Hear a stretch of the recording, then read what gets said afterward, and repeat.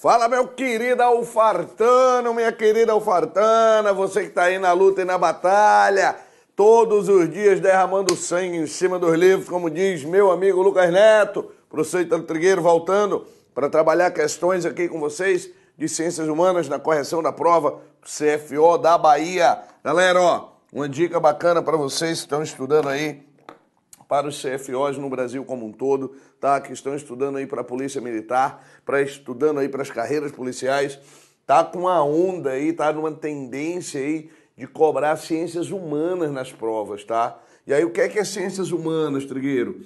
Entra a geografia, beleza? Entra a geografia, entra história, correto? Aí tá uma onda agora de cobrar também sociologia, tá? Sociologia. Aí entra numa onda de aparecer nesse intervalo aí economia, os próprios direitos humanos entram nessa bagaça, aí entra a tal da atualidades, certo? Atualidades. Tá? Aí vem, é coisa pouca, filho, é coisa pouca. Vocês não tem o que fazer, né? Vocês só estudam negócio de artigo 5º, ó, pronto, essa porra toda que tá cobrando aí. E aí eles fazem um apanhado geral e rebola lá no espinhaço da gente. Tá? E a gente dá os pulos aqui para tentar ajudar a sua vida. Vamos resolver aqui as questões do último CFO, para ver como é que as cobranças estão aparecendo, tá? Para que você possa ter um direcionamento aí nos seus estudos. Vem para a tela, me acompanha. Questão inicial diz assim, ó. Uma questão que a gente poderia considerar uma questão como sendo de geografia, beleza? Geografia, mas também pode aparecer como uma questão de atualidades, tá? De atualidade, porque vai envolver os dois, né, as duas disciplinas, porque vai falar de quê? Energia. Nesse contexto e com base nos conhecimentos sobre fontes de energia renováveis e não renováveis, é correto afirmar o quê? Gente, ó, qualquer prova de ciências humanas que você vai fazer, vem para cá para a luz, Bertão, tá? Você fique atento a duas coisas básicas.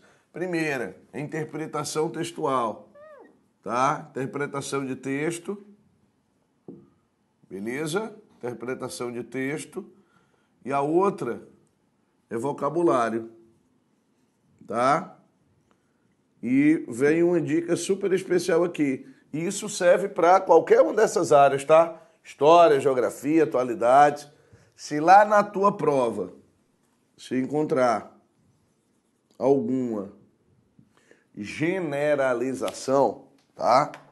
Trigueiro, generalizações provavelmente vai estar errado. É isso? Com certeza, tá? 99,99% de chance da questão estar errada, certo? Então, se aparecer aqui, exclusivamente, certo? E você vai ver que nessa prova em questão, com o SUTEC, tá? A gente tem muito isso, muito.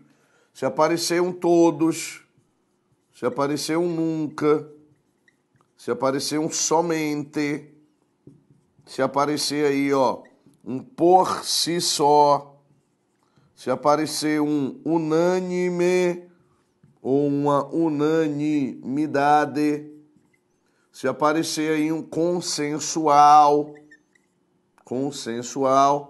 pode ter certeza que a probabilidade disso estar errado é muito, muito, muito alta, tá?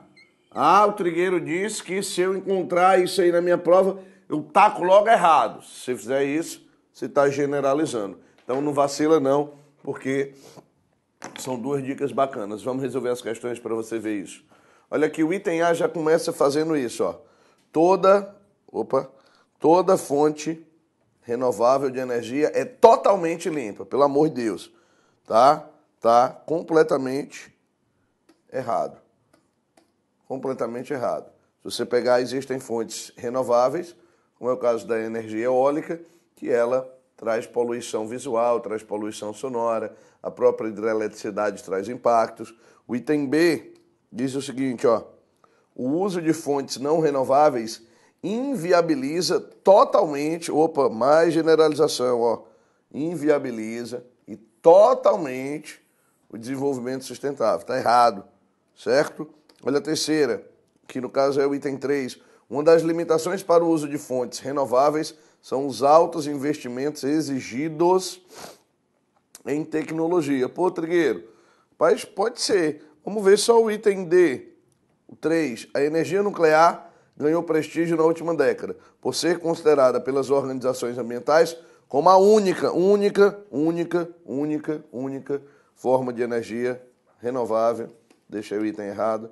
E o item 5 diz assim, ó, no Brasil, mais da metade da energia gerada provém de fontes disponíveis na natureza. Disponíveis na natureza. Trigueiro, errado, tá? 44% das nossas fontes são renováveis hoje, tá? E 56% delas, 56% são não renováveis. Mas o Brasil está muito bem, tá? Muito bem com relação à utilização disso. Se eu pegar o mundo usa 15% de renovável e 85% de não renovável. Portanto, o item correto, item 3.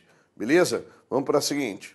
Ele trouxe para mim uma charge, tá? A charge normalmente aparece muito nas provas da Constec. E ele diz, revela uma técnica utilizada em um dos modelos de produção industrial. Professor, quais são os modelos de produção industrial? Você tem o famoso Taylorismo, você tem o Fordismo, você tem agora, depois do Fordismo, os modelos de produção pós-fordistas. Você tem o Toyotismo e ainda temos o Volvismo, por exemplo. Tá? Os mais famosos são esses 3 primeiros aqui. Taylorismo, Toyotismo e Taylorismo, Fordismo e Toyotismo. Taylorismo e Fordismo, né, apareceram aí no contexto de uma segunda revolução industrial, tá? Assemelham-se, mas têm diferenças. O Taylorismo, que a gente chama também de administração científica do tempo, visava uma melhoria, né, nas condições do tempo. E o Ford, o senhor Henry Ford, aplicou boa parte dessas técnicas dentro da sua fábrica, com algumas diferenças. Entre essas diferenças, a gente tem o que, Trigueiro? A gente tem isso aqui, tá? Que é a esteira, né? Beleza? Que é a esteira, tá? E aí ele pergunta o seguinte, sobre essa técnica que está sendo mostrada na imagem, é correto afirmar o que, Trigueiro? O item 1, foi introduzida na organização do trabalho pelo paradigma de produção fordista. Será, professor? Olha o 2, é característica da primeira fase, primeira fase da Revolução Industrial? Não, primeira fase era máquina a vapor, James Watt, aquela parada toda, tá? Visa a promoção de acordo com a demanda. Na época, você tinha uma superprodução. Inclusive, essa superprodução levou à famosa crise de 1929. Portanto, o item 3 está errado. O item 4 faz parte da acumulação flexível, pois não prioriza a velocidade de produção. Está errado, ela prioriza sim a velocidade. E o item 5 foi criada para garantir o máximo do trabalhador através do seu elevado nível de capacitação. Na realidade, o trabalhador ele apenas reproduzia, tá? Ele é apenas um reprodutor, tá? Da função. Ele não tinha essa capacitação. Portanto, o item correto é de fato o item 1, beleza? Foi introduzida pelo senhor Henry Ford. Show? Beleza? Vamos para a questão seguinte. Aqui tem um gráfico que mostra características do espaço rural brasileiro. E aí ele está mostrando a nossa estrutura fundiária, que é a forma como os territórios estão divididos no cenário brasileiro. E aí ele mostra, de um lado, o total de estabelecimentos rurais e a área ocupada. Quando o Trigueiro pergunta assim, ó, no Brasil existem mais minifúndios ou no Brasil existem mais latifúndios? A grande maioria de vocês tende a dizer que existe mais latifúndio. Está errado. Existe mais minifúndios no Brasil, porque eu estou falando do número de estabelecimentos rurais, beleza? Que é justamente o que esse gráfico está me mostrando. Agora, se eu tivesse perguntado, a área que os latifúndios ocupam é maior ou menor que a área que os minifúndios ocupam? Aí, óbvio, os latifúndios são a maioria, que é o que está sendo mostrado nesse outro lado aqui do gráfico. Por exemplo, áreas até 10 hectares representam 31% das propriedades brasileiras e áreas de 10 a 100 hectares até 54%. Isso são minifúndios, beleza? Mas olha a área ocupada por esses minifúndios, só 2%. E olha a área ocupada por esses minifúndios, apenas 18%. Já os latifúndios, que têm mais de 1.000 hectares, beleza? Que tem mais de 1.000 hectares, eles representam só 2% do total de propriedades e 44% da terra no Brasil. Então você está vendo aí, né, que há uma concentração fundiária muito grande no cenário brasileiro. O Brasil é o país que, sem dúvida nenhuma, mais concentra terras. Isso gera uma grande quantidade de conflitos no cenário brasileiro. Portanto, o gráfico evidencia que característica a manutenção da concentração de terras nas mãos dos grandes fazendeiros. O item 1 é o item correto da questão. Beleza? Vamos para a questão seguinte. Considerando os conhecimentos referentes à imigração e à urbanização mundial, marque V nas afirmativas verdadeiras e F nas falsas. As megalópolis. Megalópole é quando você tem a junção de duas ou mais metrópoles. Beleza? É quando essas metrópoles vivem um processo de conurbação, como, por exemplo, Boston, Washington, como, por exemplo, São Francisco, San Diego, Califórnia, como, por exemplo, São Paulo e Rio de Janeiro. Mas esse processo ainda está ocorrendo. Ou como, por exemplo, Chippits, tá? Chicago, Pittsburgh e daí por diante. As megalópolis, aglomerações urbanas resultantes da conurbação de metrópoles, constituem um fenômeno exclusivamente típicos de países do hemisfério norte. Tá falso, tá? Primeira questão tá falsa. Aí você já aprende a fazer questão, ó. Opa, maravilha. Só sobrou a 4 e a 5 para mim, beleza? O grande número de imigrantes que deixa seus países em busca de melhores condições de vida tem levado os países ricos a endurecer a política de imigração e a fortificar as suas fronteiras. É verdade. Veja, por exemplo, a Europa, veja os Estados Unidos, né, bloqueando a entrada de indivíduos. O item 2 está verdadeiro. Porra, Trigueiro, se o 2 está verdadeiro, eu já resolvi a questão. O item correto é o item 5. Veja como é fácil fazer questão, tá, filho? Tá? Seja eficiente. Atualmente, a formação de megacidades, centros urbanos, com população acima de 10 milhões de pessoas, é uma característica em países em desenvolvimento, como o Brasil, Índia e China, beleza.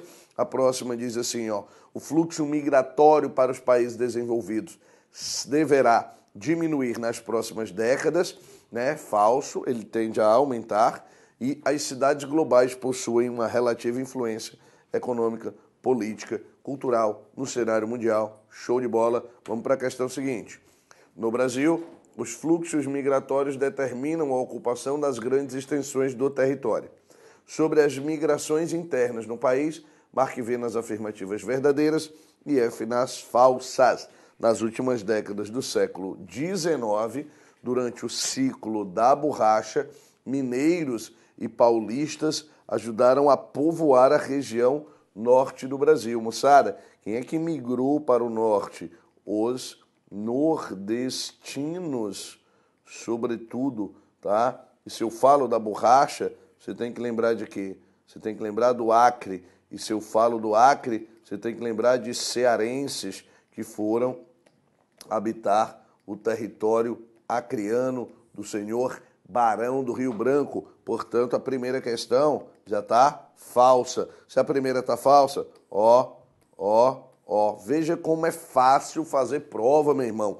Bote na cabeça que você tem que conhecer as suas provas, tá?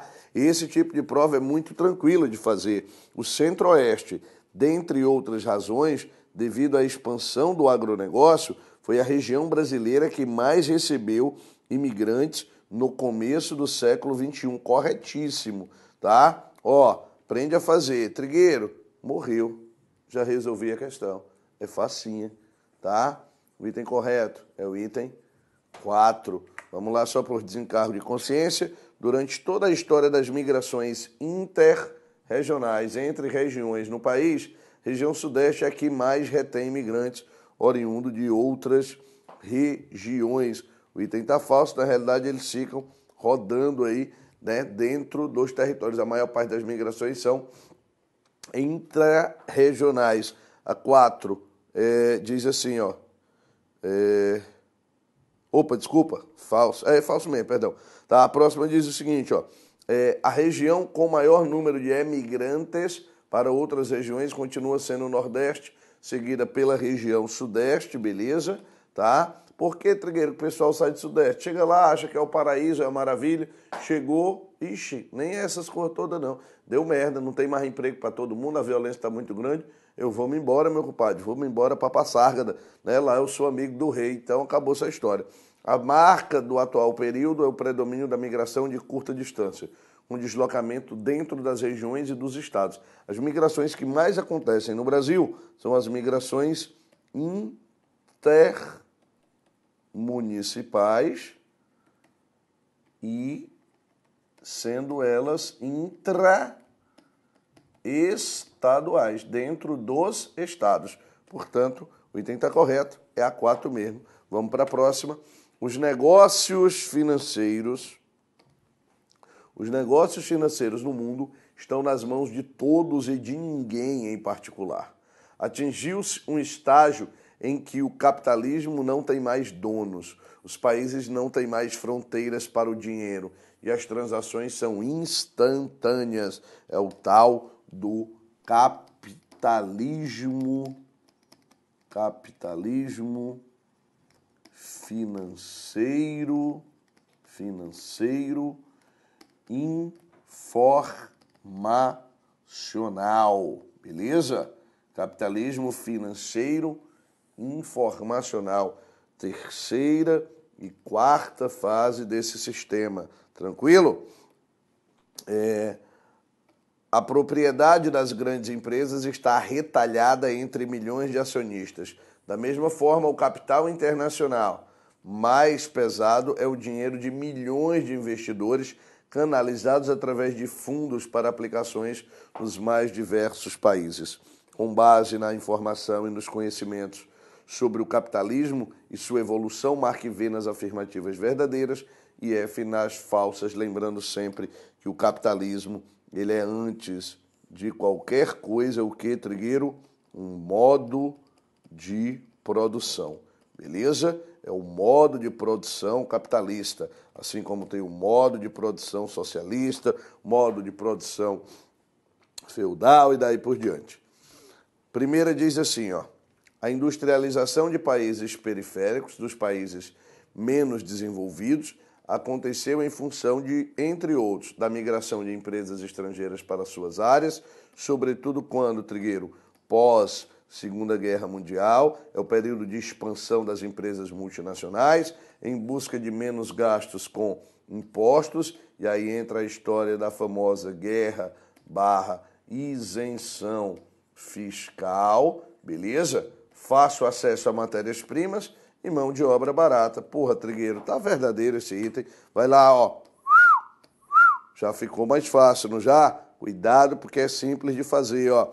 Questão 2. A crise de 2008 foi de superprodução industrial. Porra, não foi, galera. A crise de 2008, ela foi uma crise da especulação, né, imobiliária. Crise da bolha imobiliária. A crise de superprodução industrial foi a de 29. Então, o item 2 já tá falso. Porra, se tá falso, ó, morreu aqui. Beleza, já tem aí só 2 opções e agora eu já mato a questão. Os países periféricos, devido à sua constante instabilidade política, estão atualmente fora do circuito financeiro. Porra, imagina o Brasil está fora do circuito financeiro? Claro que não está, né, moçada? Portanto, o item é falso. Se o item é falso, sobrou para mim o quê, Trigueiro? O item 1 é o item correto. Beleza? Moçada, foi para conta a resolução da prova do CFO 2017 Bahia. Forte abraço, Bahia! Valeu!